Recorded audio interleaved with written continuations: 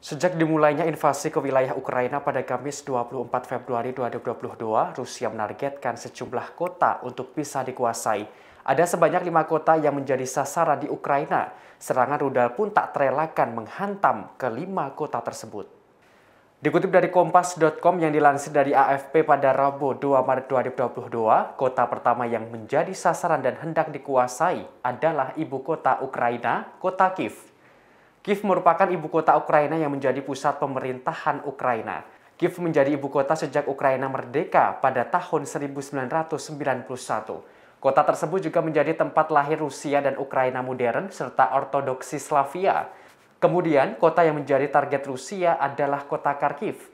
Kota Kharkiv merupakan kota terbesar kedua di Ukraina. Kharkiv juga didapuk menjadi pusat teknologi. Jaraknya dengan Rusia hanya 40 km. Menurut sejarah, kota ini sudah cukup menderita saat Perang Dunia Kedua berkecamuk. Dalam invasi Rusia beberapa hari terakhir ini, Kharkiv dihujani rudal hingga gedung pemerintahan hancur. Kota selanjutnya yang ingin dikuasai Rusia adalah kota Mariupol. Kota ini memiliki pelabuhan utama di Laut Azov yang telah diserang Rusia. Diketahui kota ini terletak di antara wilayah yang dikuasai separatis dan semenanjung Crimea.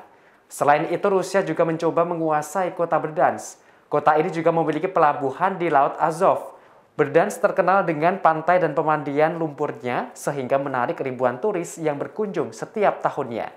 Terakhir, kota yang ingin dicaplok Rusia adalah kota Kherson. Kota ini terkenal sebagai lokasi pembuatan kapal. Dahulu, kota ini adalah lokasi pangkalan armada Laut Hitam Rusia.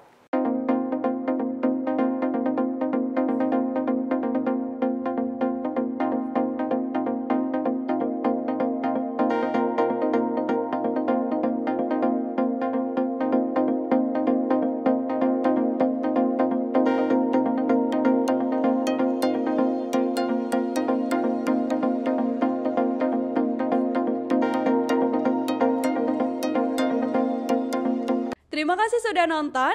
Jangan lupa like, subscribe, dan share ya.